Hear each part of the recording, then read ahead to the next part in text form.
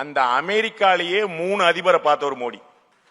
ஒபாமாவுக்கும் காப்பியை கொடுத்தாச்சு, பைடனுக்கும் டீயை போட்டாச்சு, ட்ரம்பும் காப்பி சாப்பிட்டு போய் என்ஜாய் பண்ணு. அவன் யோசிக்கிறாங்க, ஏன்னா நம்ம 3 அதிபர்கள் மாறிட்டோம், இந்தியாவில் அதே ஆள் அப்படியே நிக்கிறாரு. மோடி அசராம சொல்றாரு, இப்பதானப்பா 3வது முறை, வெயிட் பண்ணுங்கப்பா, தேர்ட் டைம் தானே, வெயிட் பண்ணுங்கன்றார். நண்பர்கள், இதில் ஆச்சரியப்பட வேண்டிய விஷயம் என்னென்றா, மோடியை விட அதிக காலம் ஆட்சி செய்து கொண்டிருக்கள் பக்கத்திலே இருக்கிறாங்க, சைனாலும் ரஷ்யாலும். ஆனால் அவர்கள் சர்வாதிகாரத்தால் நிற்கிறார்கள். இங்கு ஜனநாயகத்தால் மீண்டும் 3வது முறையாக மோடி வென்றிருக்கார். அதை பார்க்கும், மக்களால் தேர்ந்தெடுக்கப்பட்டு வந்து நிற்கிறார். அதை பார்க்கும்.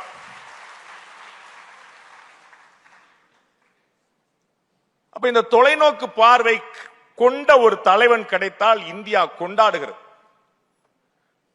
பிரச்சனை மக்கள்கிட்ட இல்ல. இந்த நிகழ்ச்சியுடைய ஆர்கனைசர்ஸ் உட்பட அத்தனை பேருமே கவலைப்படுவாங்க.